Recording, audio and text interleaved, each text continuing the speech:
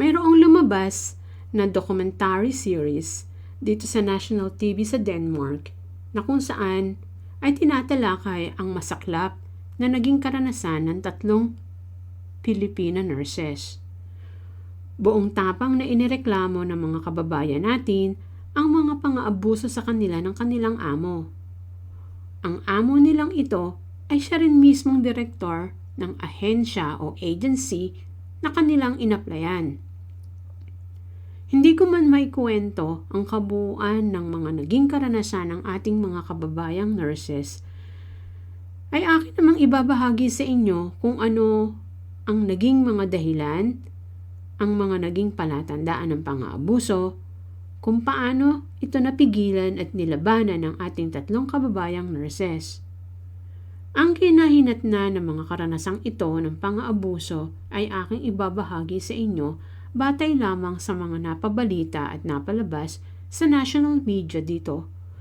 Ito lamang 13 ng Oktubre ng kasalukuyang taon 2025. Hangad ng video na ito na makadagdag kaalaman sa mga pakikipagsapalaran ng ating mga kababayang OFW sa ibang bansa at hindi upang magbigay ng anumang profesional na payo sa mga ganitong sitwasyon. Kung kayo ay nasa mga bansang may kahalintulad ng mga kasong ganito, lalo na sa mga bansang kabilang sa tinatawag na welfare society, ay makabubuting pakinggan ninyo ang video na ito. Mas madami kang alam, mas mainam, lalo na kung ikaw ay dumadaan sa mga pribadong ahensya o agency na kung saan ay may mga recruiter, kapag kayo ay may interest na mag-apply ng trabaho sa ibang bansa. Sisimulan ko ang kwento o ang dokumentaryo na kung saan ang 3 Pinay nurses ay nag-apply sa isang agency na may pangalang BPA Pro Team. Ang pangalan ng may-ari ay John Hansen. Ang agency na ito ay nagre-recruit ng mga handicap helpers upang makapagtrabaho sa Denmark. Ang hindi alam ng mga na-recruit na mga Pinay nurses ay gobyerno ang nagpapasweldo sa kanila na sinasamantala lamang ng agency ni John. Kakaiba ang ganitong mga uri ng pandaraya sa gobyerno dahil mangangailangan nito ng mahusay at mga updated na mga kaalaman sa larangan ng mga batas at bureaucracy sa gobyerno dito sa Denmark. Sa mga bansang maunlad at moderno ang teknolohiya, mahirap makalusot ang mga pandarayang kagaya nito maliban na lang kung may magrereklamo. Kung walang reklamo, walang aaksyon. Paano naman may magrereklamo kung limitado ang nalalaman ng mga empleyado o trabahador? Ang 3 Pilipinong nurses na in-interview ay hindi magkakasabay-sabay na dumating sa Denmark. Ang tanging pagkakapareho lang nila ay pare-pareho silang nag-apply sa agency ni John Jang H bilang mga handicap helpers. Ayon sa Filipino nurse number 1, pagdating sa Denmark ay binigyan siya ng training sa pagiging handicap helper. Kasali dito ang malawakang paglilinis ng kabahayan ni John. Ito ay trabaho na ng domestic helper o housekeeper. Kapag nagbabakasyon si John sa Dubai upang makipagkita sa kanyang kasintahan, ay isinasama din ang kanyang helper nurse. At pagbalik nila muli sa Denmark ay balik na naman ang helper nurses sa detalyadong paglilinis ng bahay na halos imposibleng maisagawa ng ordinaryong tao sa araw-araw. At ito ay ilan lamang sa mga naging karanasan ng 3 Pinay nurses sa kanilang amo na siya ring may-ari at direktor ng agency na kanilang inaplayan.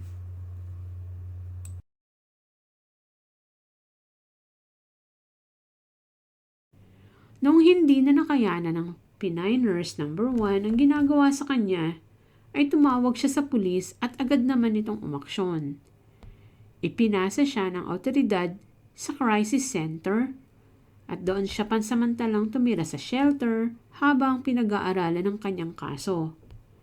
Nagkaroon ng evaluation at inireport sa pulis ng Danish Center Against Human Trafficking ang abusadong amo at may-ari ng agency na nagre-recruit ng handicap helpers. Sa kaso na ito ay hindi nakasuhan si John ng 3 Pinay nurses dahil sa kakulangan ng mga ebidensya. Ang dami niyang naging palusot ng mga paliwanag sa sexual abuse, sa kaso ng breach of contract at maging human trafficking issues. Nakapag-areglo o settlement amount ng 227,518 Danish kroners nito lamang May 2025 sa 3 Pinay nurses patungkol sa kanilang pasweldo si John. Sa kasalukuyan ay gobyerno naman ang kinakaharap ni John laban sa mga inaakusang reklamo laban sa kanya.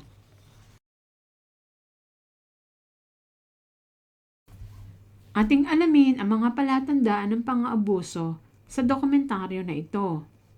Number 1. Hindi pagtupad sa nakasaad sa kontrata. Hindi natupad ang tamang pasweldo, oras at iba pa na napagkasunduan. Number 2. Isinasama para magbakasyon at manirahan ng matagal sa ibang bansa ang handicap helper.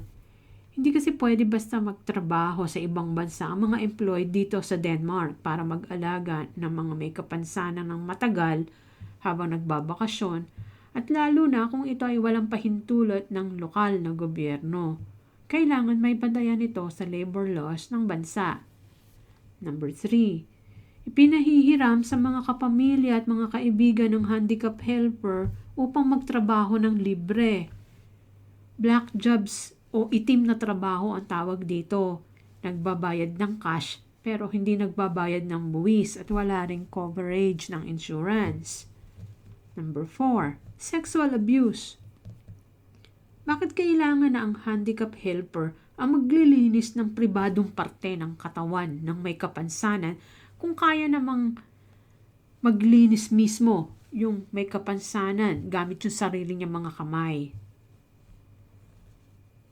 Number 5. Pananakot, termination of contract.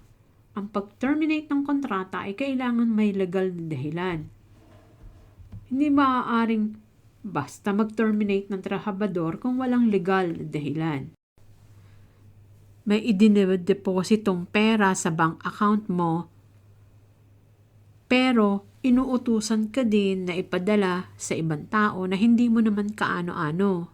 Ito ang tinatawag na money laundering, ginagamit na courier o tagapasa ng pera na galing sa illegal na gawain. Talakayan naman natin kung bakit hindi pa rin nagsusumbong ang mga biktima, gayong mga professional naman at may mga pinag-aralan sa bansang pinanggalingan. Number 1. Natatakot.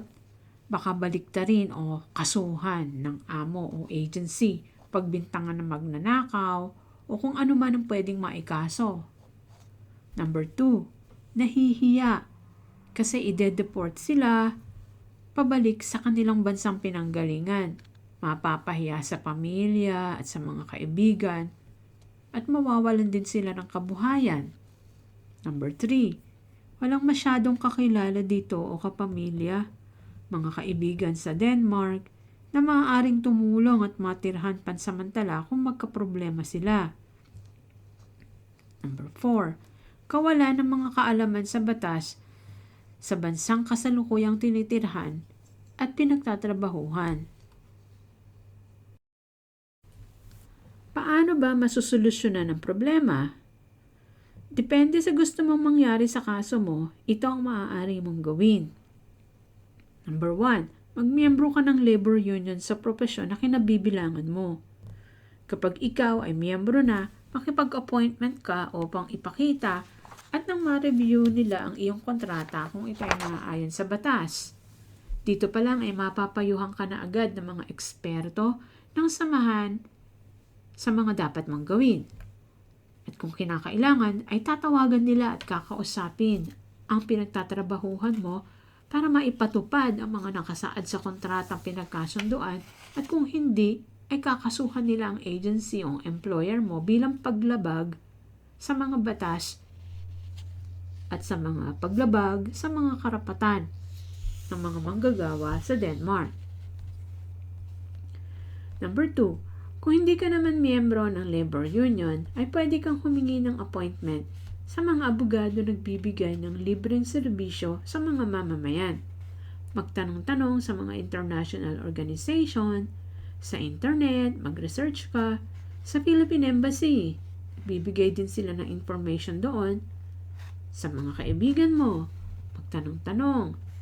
Sa City Hall ng bayan o syudad kung saan ka nakatira, mabibigyan ka nila ng mga impormasyon. At number 3, huwag mong gawin ang ipinagagawa sa iyo ng iyong amo kung hindi ito nakasaad sa kontrata mo, at mas lalo na kung labag sa kalooban mo, dahil ito ay hindi katanggap-tanggap. Maaaring ito sa pakiramdam mo ay kriminal o immoral na gawain.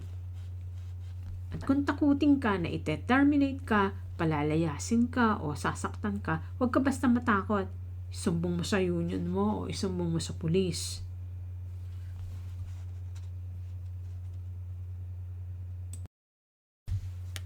Ano ang maaaring mangyari kung magpatuloy na makipagsapalaran sa mga mapang-abusong employer? Magkakaroon ka ng anxiety o matinding pagkatakot o trauma. O kung malala, depresyon. Maaari ka rin magkasakit, mapahamak, at ikamatay pa. Ano naman ang maaaring mangyari kung magdesisyon ka na tigilan at labanan ng mapang-abusong employer mo? Number 1, matutulungan ka ng tamang awtoridad upang masolusyonan ang pang-aabuso. Mabibigyan ka ng hustisya sa tinamumong pinsala mula sa abusadong employer o agency. Number 2, anong hustisya ang maaaring makamit? Depende sa kaso, pwede kang makakuha ng kompensasyon o pera sa pamamagitan ng pagbayad sa iyo ng danyos sa pinsalang naging resulta ng pang-aabuso sa iyo. Number 3, pwedeng pagbayarin ng mga korte at pwedeng makulong ang mga akusado. Maaari silang matanggalan ng lisensya at utusan ng korte na ibalik o i-refund sa gobyerno ang perang hindi nagamit ng wasto ayon sa kontrata at programang iginawad sa mga may kapansanan. At may mga iba pang parusa na pwedeng ihatol ang korte sa mga abusadong akusado. Ano ang naging resulta ng kasong ito ng 3 Filipino nurses? Number 1, natulungan ng mga biktima. Mabilis ang naging aksyon ng mga kinauukulan nang malaman ang sitwasyon ng mga biktima. Number 2, habang pinag-aaralan at nililitis ang kaso, ay pansamantalang kinupkop ang mga biktima sa mga shelter ng gobyerno.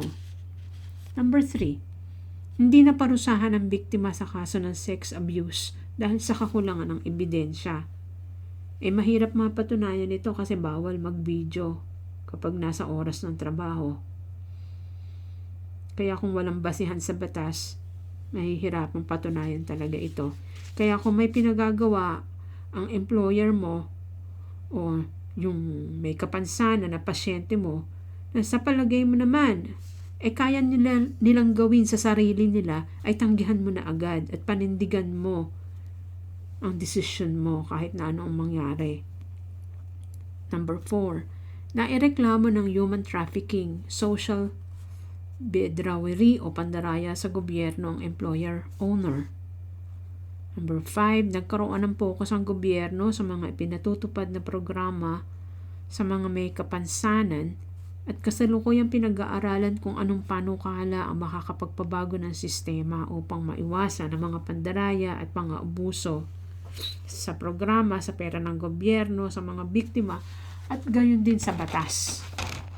Ang buhay abroad ay hindi biro. Minsan sinuswerte, minsan minamalas. Ganyan talaga ang buhay. Laban lang hanggang sa huli anuman ang mangyari. Kung nagustuhan ninyo ang ating video mula dito sa Denmark, ay mangyaring paki-like, share, at subscribe.